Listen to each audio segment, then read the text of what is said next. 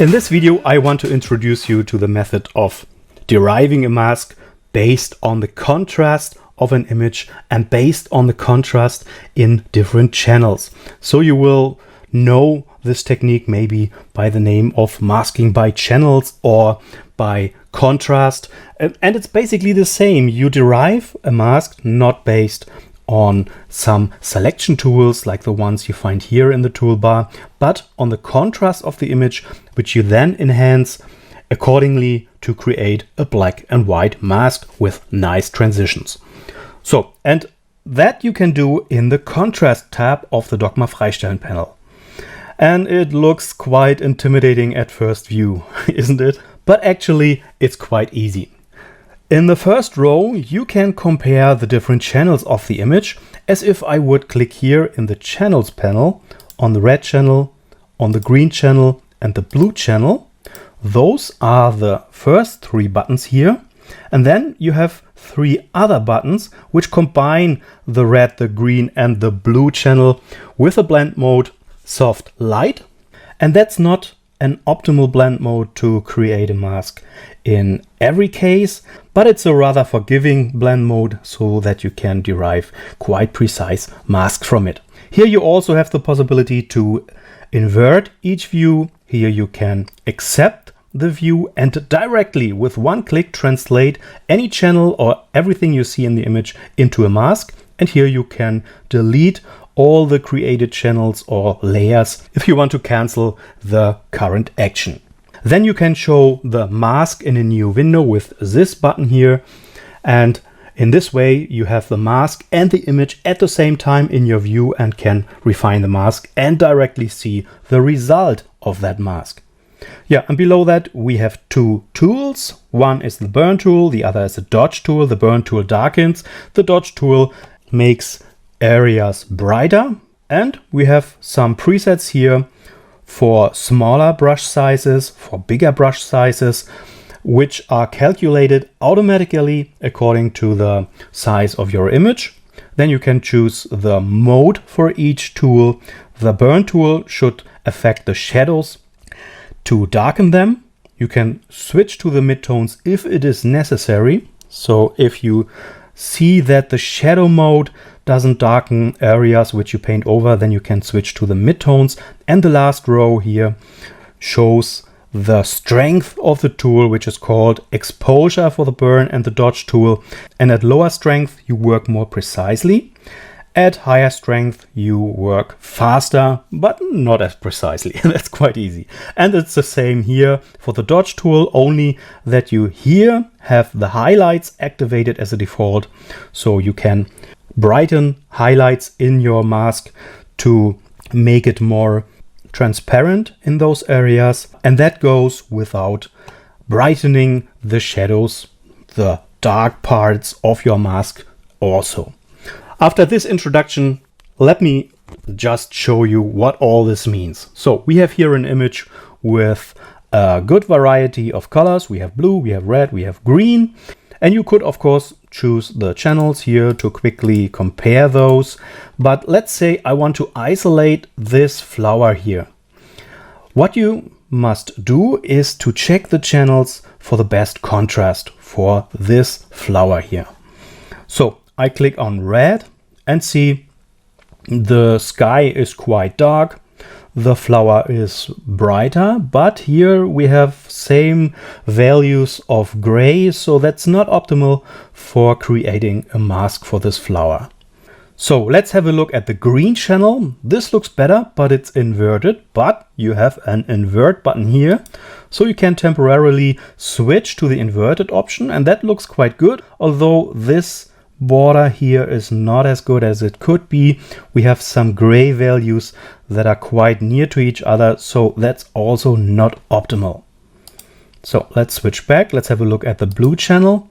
And the blue channel is good to get rid of the sky. Maybe we should invert it if we want to keep the vegetation below. And that's perfect to mask the sky. All you have to do is to enhance the contrast here for the sky, make the sky darker, make this part here brighter. And you can do that with some adjustments, or you can do that with the burn and dodge tool. But also let's check the combinations of those channels. So let's check this one. This looks almost perfect for the flower, maybe inverted. Well, that looks good. That looks even better. Also for the lower part here. And then we have this one, which is not as good. So I would say we stick to this channel combination, the red and the blue channel. And then all you have to do is click on commit to create a mask. Now you are asked if there is a good contrast and if you want to create a color helping layer behind the mask layer. If you have already created a helping layer in the basics tab, you won't be asked here, but you can of course start here with the RGB mask comparison and then click on yes. Now you can choose the color. Maybe we choose something like this. And that's already a nice effect, isn't it? But that's not what we want. We want to refine the edge to maybe isolate this flower here. So I click on show mask in a new window. And there we are. To move both windows, you have to hold down the shift key and then the space bar. Then you can move both simultaneously. If you go to the zoom tool, you also can check zoom all windows, or in the hand tool you can check scroll all windows, and then you don't have to hold down the shift key. So all we have to do now is to enhance the contrast for this flower, and let's concentrate on this one so that this video doesn't get too long. So you have to first choose the burn tool. So activate the burn tool by clicking on one of the size options. This is maybe a little bit too small, so I choose the bigger one, and that enables me to work faster. And now I can paint around the flower here and make the dark areas darker.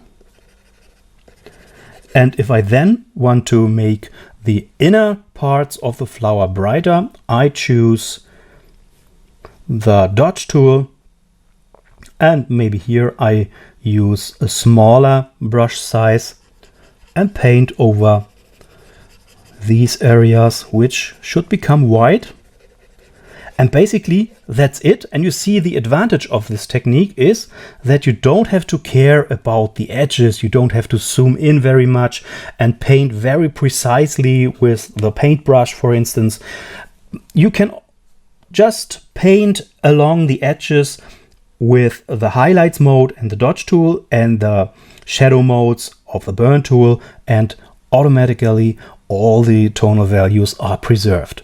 And now of course you have to get rid of the rest of the image, and that you can quickly do by choosing the lasso tool and maybe just select this part, then invert the selection like so, and fill the rest of the image with black. And have a look at the right side. Here you already see the result. This is the result we now have. You see some structures of the original sky here, which you can easily get rid of by painting over those areas with the burn tool, or by just filling these areas with black. And I do that with Option and Backspace, and there is my result. I deselect, and now you see we have a perfectly masked flower. But is it really perfect? A little tip from me is to just invert the mask temporarily. So go to the layers panel, make sure the mask is selected and press Command and I. And then you can see that here are still some areas which are, which contain a little bit of gray. So just take the dodge tool and paint over those areas in highlight mode. And then that is fixed. So invert it back and you see the result on the right side. You can switch the color, of course, at any time here. Choose black, choose red or whatever. And then you have your masked flower here. Yeah, now we have two windows which show the same, but you can close any of both windows because it's the same file. And if you want to get rid of this structure with the tabs on top, you can just choose Window, Arrange, and then choose Consolidate all to tabs. And now we are here in the final image. And that's basically the method of masking by contrast, or by masking, making use of the channels, or as we call it here, by RGB masks. Yeah, and that's it. Have fun with this technique.